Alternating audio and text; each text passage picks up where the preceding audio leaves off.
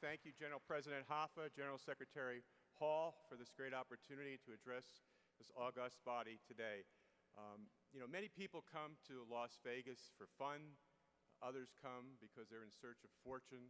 And we are here gathered today to focus on our future.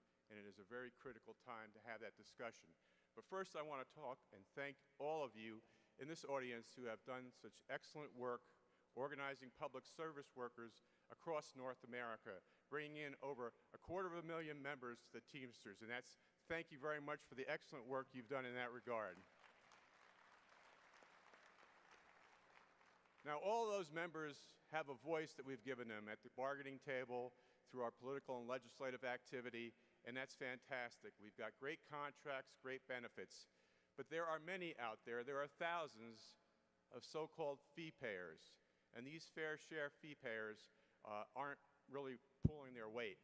And that's a problem for us. It's a problem because, as you probably recollect, 2 years ago there was a case entitled Friedrichs versus the California Teachers Association, which did come before the Supreme Court. And last March, the court voted 4-4 because there was a vacancy. And so 40 years of precedent remains today that allows for us to collect those fair share fees from public employees who don't want to be full members. But that's at risk. As Christy pointed out, we have a fully staffed Supreme Court. We've got several cases around the country today that may end up before that court, and one of them might be the one out of Illinois, which involves AFSCME and Teamsters Local 916.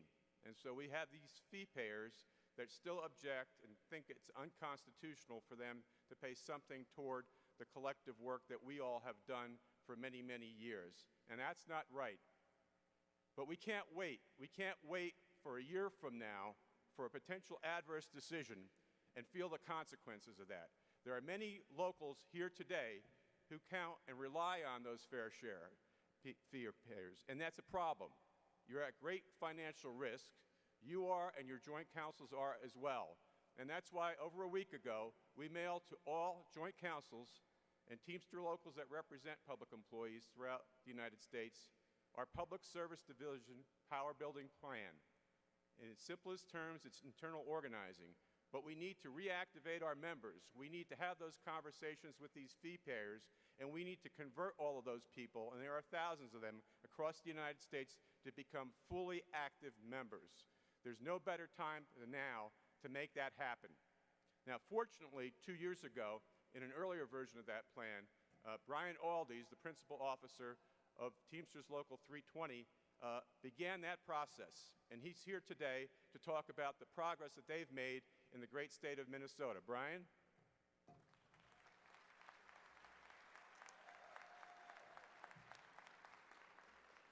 Thank you.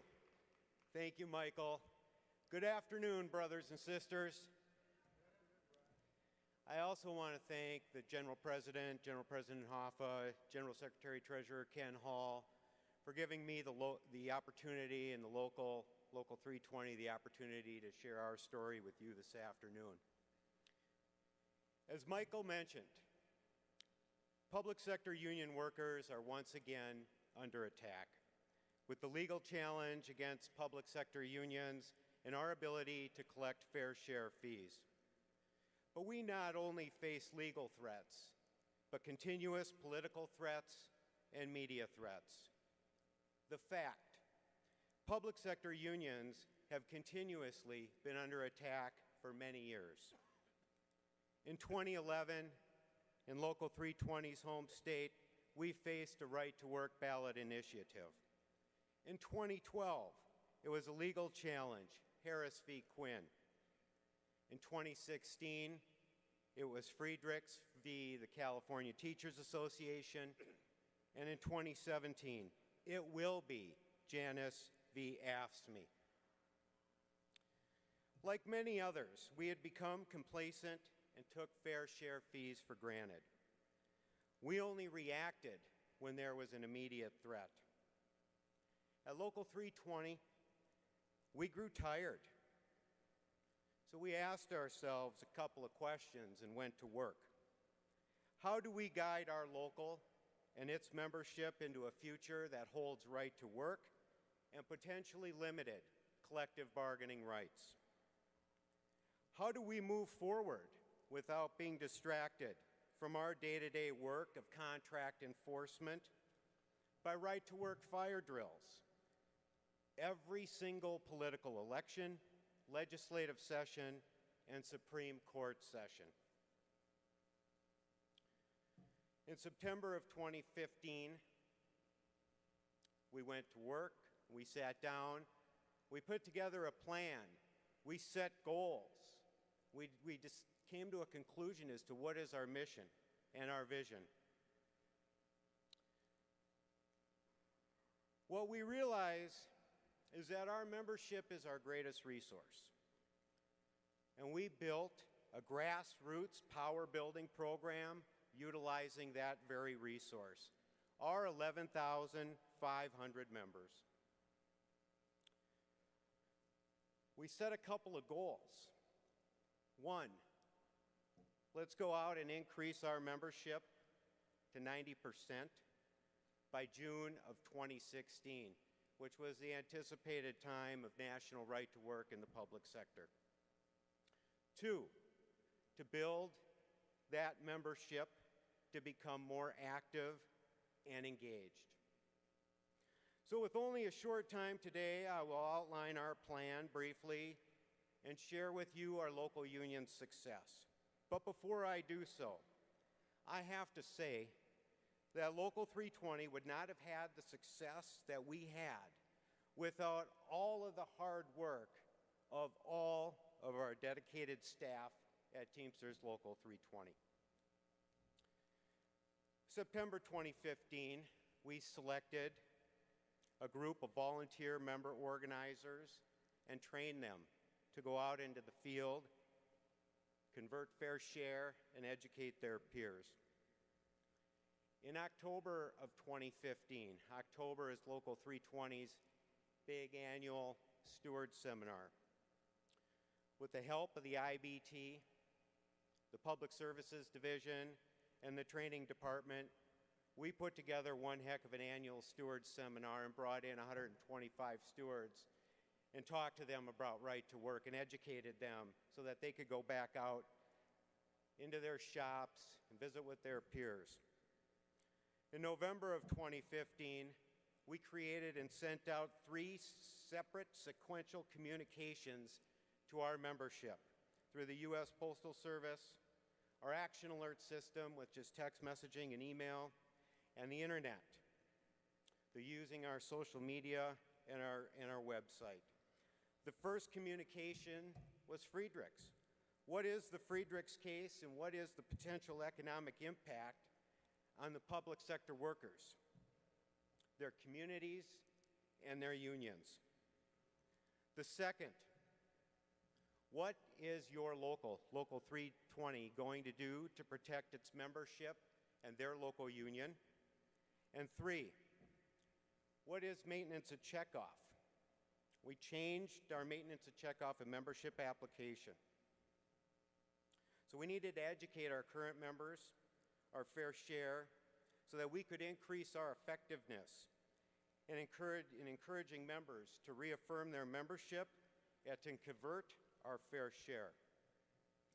November 30th was the date that we established that we were going to kick off our campaign.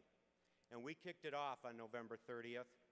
We sent all of our volunteer member organizers out in the field at once. We had identified strategically where we were going to send those folks. We took a look at our rosters and identified where we were below 80% membership, and that's where we sent them to work.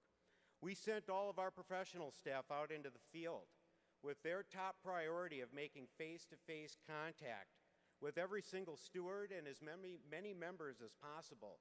Building relationships was key.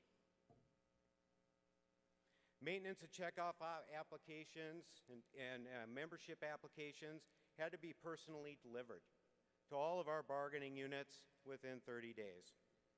All completed applications had to be returned by hand to ensure that individual contact was being made, relationships were being built between the local union and its membership. Face-to-face contact was key. While the agents were in the field, the primary focus was on the stewards and education.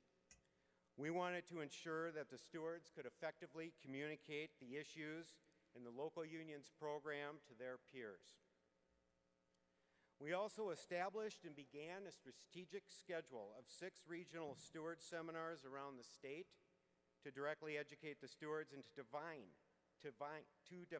what was expected of them during the campaign, which was educate their peers about right to work, reaffirm their membership, and ask their peers to reaffirm their membership by signing new checkoff applications, and finally, to convert the fair share.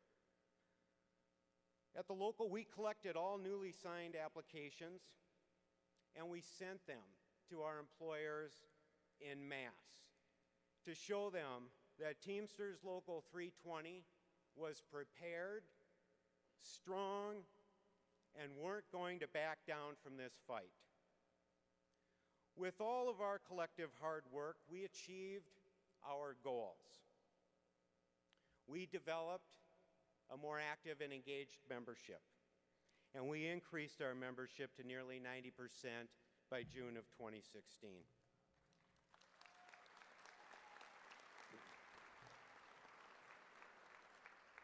But the fight isn't over. We have not quit, and we continue to reevaluate our program. As an example, to create an effective strategic plan and power-building program, we conducted focus groups of a cross-section of our local union's membership. An important part of reshaping the local union to meet the demands of our challenges, we have to understand what the members' perceptions are of their union, the value that they place on their union, and where they believe that their union can do better. Brothers and sisters, we have an incredible responsibility as elected officers, as business agents, and local union representatives.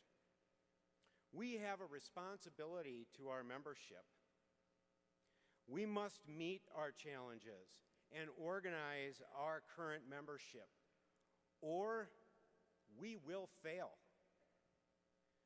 With the support and the vision of the IBT, the Public Services Division, and all of the talent in this room, we are prepared to face our challenges.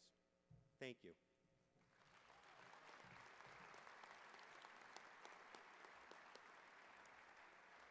Thank you, Brian. I hope we can appear next year and have a lot more success stories to share with you, because it won't matter